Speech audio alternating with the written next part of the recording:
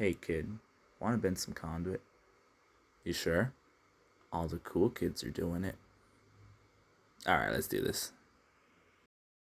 Alright, so we're gonna be doing a 90-degree bend, which is probably the most basic bend in the electrical field. So if you can't do this, I don't know what you're doing.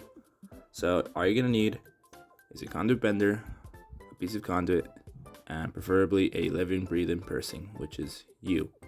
So girl, boy, I don't care. Anyways, so we're gonna be doing a 10-inch stub. So there you go, 10-inch stub. And you may be asking, what's a stub? So all it is the distance of that bend, the length of that bend. So from the floor up to the tip, it's 10 inches. That's all it is. And it should be a perfect 90-degree bend, ideally. So how do we do that? So you take your conduit, and to make this bend, you have to understand that every conduit bender has what's known as a deduct. Mine has a 5-inch deduct. Yours might be different, so check your conduit bender. But all you need to know is that you need to subtract that deduct from your stub length. So in this case, you subtract 10 from 5, and we get a 5-inch total. And that's going to be your marker. So that's what you mark on your conduit.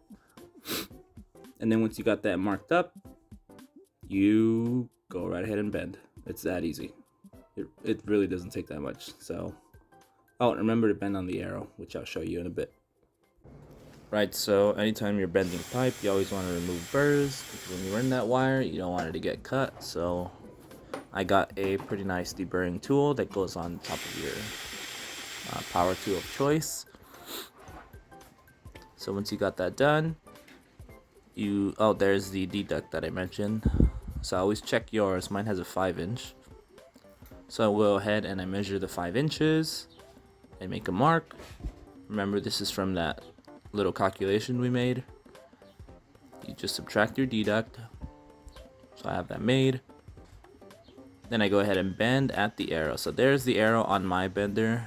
I'm sure it's the same without benders. Oh, terrible filming there. Yep, there it is. So basically you just gotta line up that mark with the arrow and you bend. So try your best to not to get it to shift around as you're bending, but remember, constant foot pressure and just work your way through it. There's really no trick to it. You just have to press down on that foot pedal and there you go. It's done. That's it.